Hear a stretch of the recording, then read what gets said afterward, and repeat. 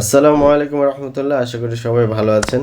Primary সহকারী শিক্ষক নিয়োগ পরীক্ষা 2025 একটা প্রশ্ন এসেছিল যে টাকায় 10টি ও টাকায় 15টি করে সমান সংখ্যক লিচু কিনলে সব লিচু টাকায় 12টি করে বিক্রয় করলে শতকরা কত লাভ বা ক্ষতি হবে।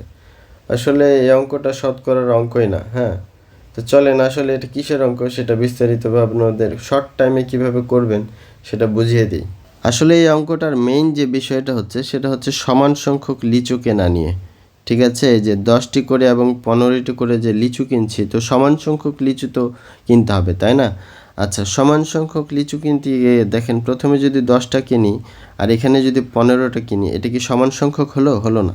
তাহলে এটাকে বাড়াই, তাও সমান সংখ্যক হলো না, এটা আবার কমে গেছে, তাহলে এটাকেও বাড়াই, এটা আবার বেশি হয়ে গেলে এটা কম হয়ে গেল, এখন এটাকেও বাড়াই।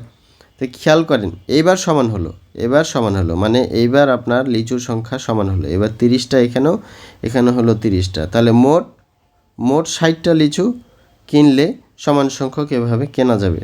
তো এই 60টা লিচু কিনতে মোট তার কত খরচ হয়েছে, এইখানকার এই 10টা লিচু কিনতে 1 টাকা, এখানে 1 টাকা, এখানে 1 টাকা। আবার 15টি করে যে টাকায় 15টি করে কিনছে, এখানেও 1 টাকা লাগছে, এখানেও 1 টাকা লাগছে, তাহলে মোট তার লেগেছে কি 5 টাকা। এই যে এখানে মোট 3 টাকা আর এখানে মোট 2 টাকা, তাহলে মোট হচ্ছে 5 টাকা। তাহলে 5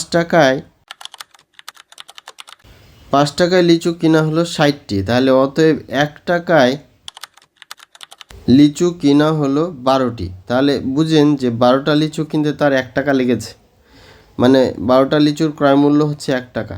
আর এখানে দেখেন 12টি লিচুর বিক্রয় মূল্যও কিন্তু 1 টাকা।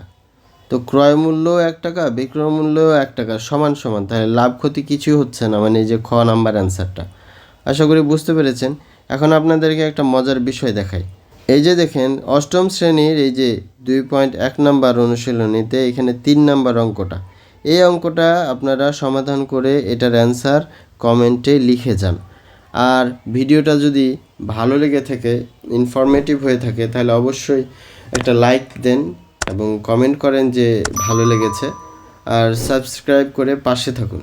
সবার সুস্বাস্থ্য কামনা করে বিদায় নিচ্ছি। আসসালামু আলাইকুম রহমতুল্লাহ।